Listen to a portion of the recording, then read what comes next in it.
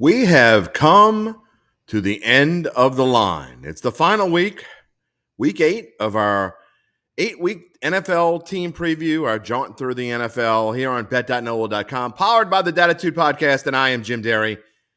And we start off the NFC South with the Atlanta Falcons. For those of you around the New Orleans area, well, it's going to be your kind of year because the Atlanta Falcons stink. They're not going to have any 28-3 blowing a 28-3 lead in the Super Bowl this year because they're not going to come anywhere near the Super Bowl. Not to give my spoiler alert away, but when you look at these Atlanta Falcons, it is, oh, woe is me. Can any other team in the NFL do to a guy like Matt Ryan what the Falcons did to Matt Ryan? I mean, I'm no Matty Ice fan. I've been critical of him throughout his time in the NFL. He's been a good quarterback. I'm not going to go as far to call him a great quarterback, but now he goes to a place where he can win with the Indianapolis Colts.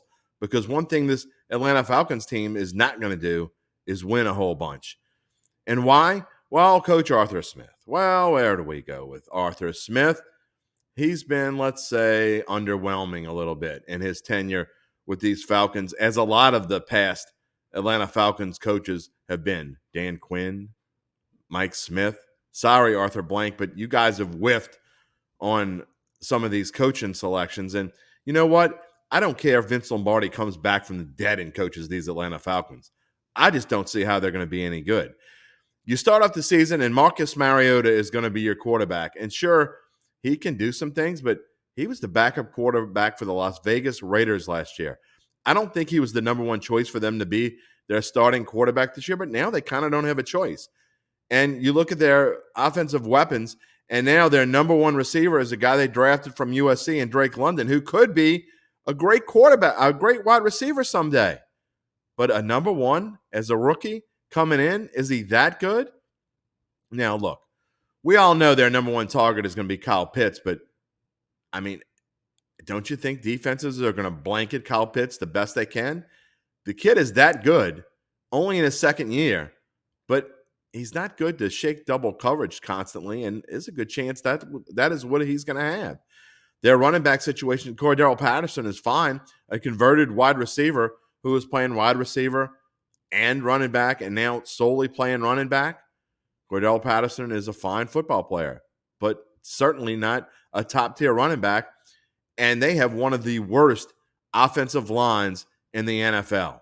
So it is going to be a tough sledding for the Atlanta Falcons. So let's get right into their schedule because I want to bring on the expert, and the expert's going to, I don't know if he's going to agree with me or not. Who knows? I'm flustered by last week's AFC South. But when you go to the schedule and you look right off the bat, their schedule is absolutely brutal to get started. Saints, at Rams, okay, at Seahawks, not brutal there, but a game they certainly could lose. Home for Cleveland, a team that's better than them. We know Tampa Bay is better than them. San Francisco, Cincinnati. I mean, realistically, I think the ceiling for this team in the first 7 weeks is 2-5. That's the ceiling. And I don't understand that we're going to get to their over-under win total in a minute. But you look at this, they realistically could be 0-7 to start the season. I mean, there's a realistic chance. 0-7. Then you talk about a Carolina team that I think is going to be improved over last year, and the Chargers and at Carolina again before getting a break with the Bears and the Commanders, and maybe you consider the Steelers a break. And their bye week's not until week 14 before they finish with the Saints, Ravens, Cardinals, and Tampa Bay again. Oh, boy. Atlanta. I mean, over-under win total. I'm not one that likes low numbers like this. And when you talk about a win total of 5, things have to go really wrong not to get to 5 wins. 5-12. But you cannot bet the over. You can't bet anything with this team. If anything, you bet the under. It's a no play for me because maybe they do start out 2-5 and find a way to get to 5 wins. I think their ceiling is 5 wins. I really do. Desmond Ridder is probably going to be the starting quarterback for this team at some point this season. Will that change the outlook on the Falcons? I don't think so. But again, no value anywhere. You can't touch the Atlanta Falcons. Not sure we know what we have. Is their coach going to make it through the season? I'm not certain.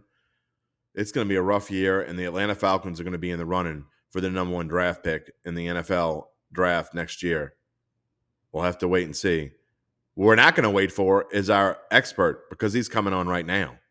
We have made it to our final week of NFL team previews, and I got to hand it to Adam Chernoff for coming along for the ride for the whole thing of Covers.com. He has been with us. We've had some fun agreements, we've had some fun disagreements, and we've had a couple knockdown dragouts in the AFC South. Who knows what we're going to have here in the NFC South? Okay.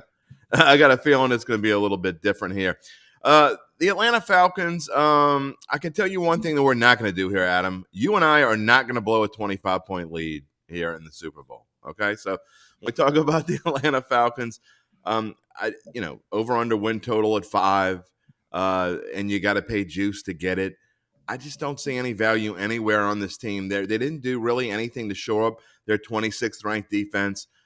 They trade Matt Ryan to the Colts very unceremoniously.